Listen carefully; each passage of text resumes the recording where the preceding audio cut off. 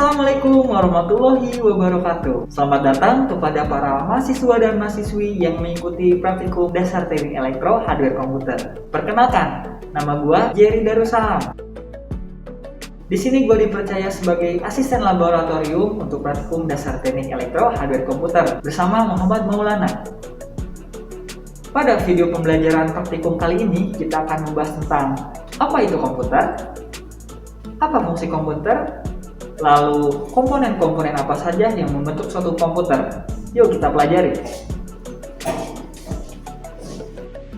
Baiklah, pertama-tama kita bahas dulu apa sih komputer itu. Bahkan ada juga yang menyebutnya PC dan CPU.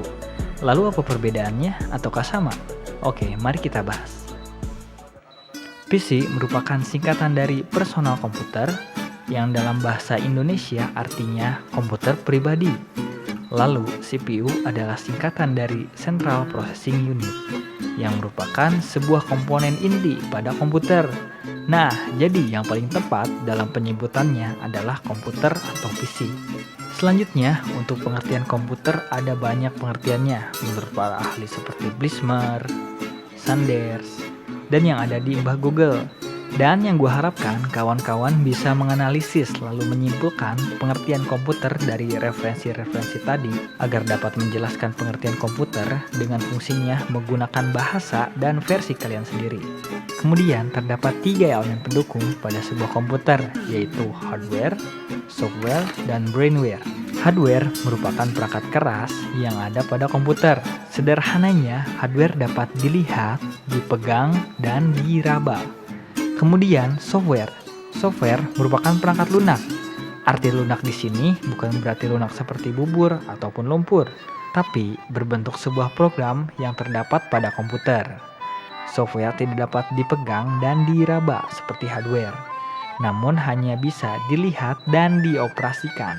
Contohnya seperti Microsoft Word, Winamp, Mozilla, dan game kodok Zuma. Lalu yang ketiga, brainware. Mungkin ini agak asing di telinga kawan-kawan. Brainware merupakan kita manusia sebagai pengguna atau yang mengoperasikan komputer itu.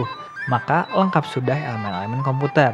Apabila dianalogikan, hardware adalah sebuah piring, software adalah makanan, dan brainware adalah orang yang makan di piring itu. Oke, selanjutnya kita akan membahas komponen-komponen hardware yang menyusun atau membentuk suatu komputer.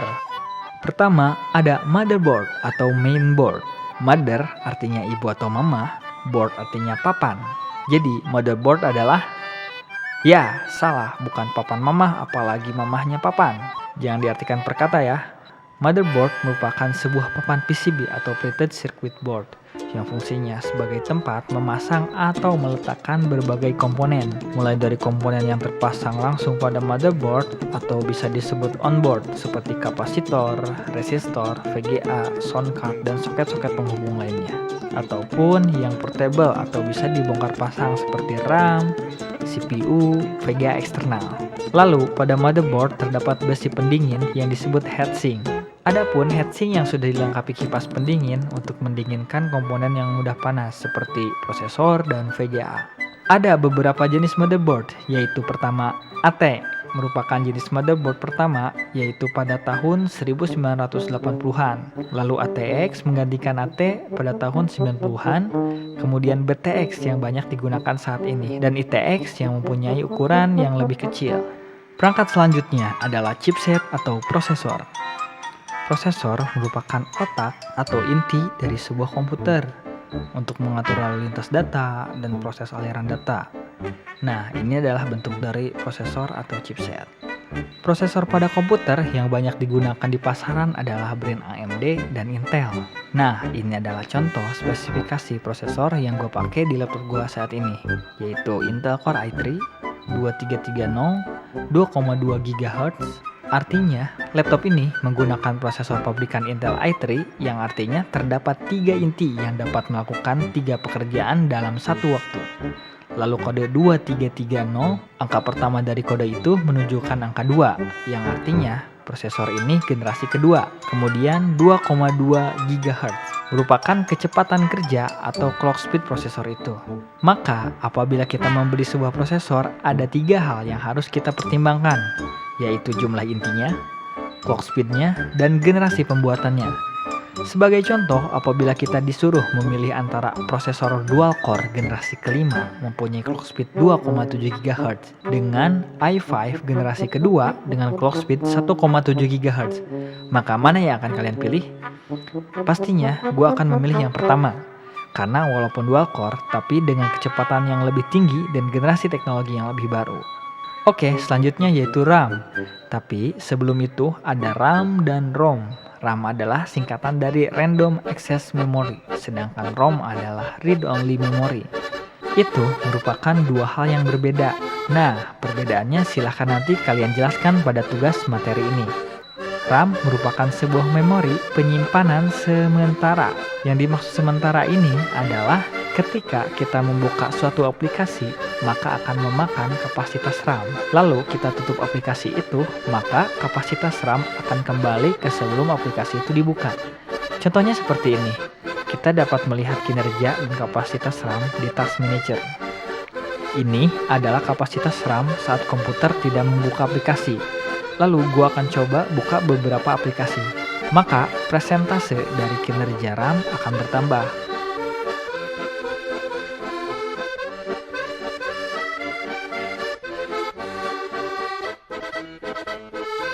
Lalu gue tutup semua aplikasinya, maka kapasitas RAM akan menurun. Nah, itulah mengapa fungsi RAM disebut penyimpanan sementara. Adapun jenis-jenis RAM yaitu SDRAM, Synchronous Dynamic RAM, DDR, Double Data Rate 1-4. Yang membedakan semua itu adalah dari kecepatannya atau bus clock-nya. Dapat dilihat dari tabel berikut ini. Adapun varian-varian tipe, dan apabila kawan-kawan ingin menggunakan 2 atau lebih, maka semua tipenya harus sama. Apabila berbeda, kemungkinan yang terdeteksi hanyalah 1 RAM. Selanjutnya, VGA card. Untuk para gamers, pasti udah nggak asing lagi dengan komponen satu ini. VGA merupakan singkatan dari Video Graphic Adapter, adapun yang menyebutnya Video Graphic Array. Sama aja ya. Fungsi dari VGA card adalah untuk mengolah atau memproses gambar yang akan ditampilkan pada layar monitor. Pada VGA pun terdapat sebuah inti prosesor yang disebut GPU, bukan GPU gosok pijat urut ya, tapi Graphical Processing Unit. Selanjutnya, hard disk atau HDD, hard disk drive. Fungsi dari hard disk adalah sebagai penyimpanan data yang bersifat non-alatil, yang artinya walaupun tidak ada aliran listrik yang mensuplai pada hard disk, data-data yang disimpan dalam hard disk tidak akan hilang. Terdapat 2 jenis hard disk, yaitu ATA yang pakai halilintar dan serial ATA atau SATA. Kabel penghubungnya pun berbeda antara ATA dan SATA. Untuk kabel ATA bentuknya pipih dan lebar, sedangkan SATA lebih ramping dan kecil. Kapasitas hard disk pun bermacam-macam dan biasanya menggunakan satuan gigabyte dan terabyte. Adapun susunan satuan data yang kawan-kawan harus tahu mulai dari yang terendah yaitu bit, byte, kilobyte, megabyte, gigabyte, sampai terabyte. Berbeda dengan satuan lainnya, apabila 1 km sama dengan 1000 meter, bukan berarti 1 megabyte sama dengan 1000 kilobyte, tapi 1024 kilobyte. Kenapa seperti itu?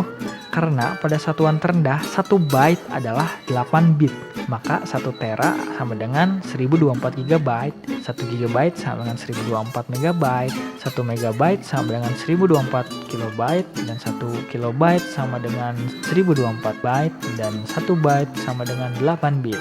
Jangan sampai lupa ya dengan perhitungan itu karena biasanya keluar di ujian. Oke, lanjut. Sound card. Kalau tadi VGA untuk pemrosesan gambar, kalau sound card untuk pemrosesan suara. Yang suka rekaman pasti paham soal ini. Sound card banyak jenisnya, mulai dari yang onboard hingga eksternal, yang harganya mulai dari 20.000 sampai jutaan. Seperti yang gue pakai saat ini merekam suara, menggunakan sound card eksternal dan mic condenser yang membuat suara lebih terdengar jelas. Power supply, seperti namanya, fungsinya yaitu untuk mensuplai listrik ke komponen-komponen yang ada di komputer. Tegangan yang disuplai merupakan tegangan DC. Terdapat 2 jenis konektor power supply untuk hardware komputer berjenis ATA dan SATA. Oke, selanjutnya casing. Casing atau rumah komputer merupakan tempat penyimpanan komponen-komponen komputer dan juga pelindungnya. Ada banyak sekali model casing yang beredar di pasaran, mulai dari model yang umum, modern, ataupun custom. Dalam pemilihan casing yang akan digunakan, harus menyesuaikan dengan jenis motherboardnya, ATA, ATX, atau BTX.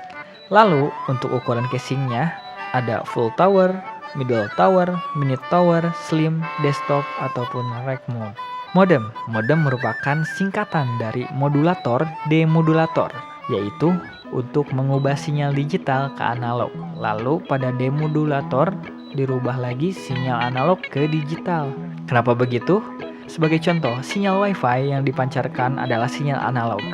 Lalu masuk pada modem akan diubah pengkodeannya menjadi sinyal digital berupa biner agar dapat terbaca atau terdeteksi oleh komputer. Contoh lain adalah jaringan LAN. Sinyal ditransfer pada kabel LAN adalah sinyal analog, lalu masuk ke LAN card diubah menjadi digital sehingga komputer dapat terhubung dengan komputer lainnya. Floppy disk. Mungkin di generasi kalian tidak semua mengalami menggunakan floppy disk. Floppy disk merupakan media penyimpanan yang disimpan pada sebuah disket. Kapasitas disket rata-rata hanya 2 MB. Sangat beda jauh dengan flash disk saat ini. Yang terakhir, CD-ROM. Pada media penyimpanan ini terdapat beberapa jenis yaitu CDR, CD-RW, DVD-R, DVD-RW. Nggak ada DVD-RT. Perbedaan CD dan DVD pastinya kawan-kawan sudah paham. Lalu untuk kode R dan W apa maksudnya? R artinya read, lalu W artinya write. Maka DVD-R atau CD-R hanya bisa membaca sebuah kaset CD atau DVD. Sedangkan CD-RW dan DVD-RW dapat membaca dan menulis atau istilah yang sering kita dengar dengan memburning sebuah kaset, yaitu memasukkan data ke sebuah kaset. Baiklah, cukup sekian untuk video pembelajaran praktikum kali ini. Apabila ada yang ditanyakan atau ada yang masih dibingungkan, silahkan kita berdiskusi di grup. Semoga bisa bermanfaat buat kalian dan juga semoga kita dapat bertatap muka secara langsung dalam praktikum dasar teknik elektro ini. Terima kasih. Wassalamualaikum warahmatullahi wabarakatuh.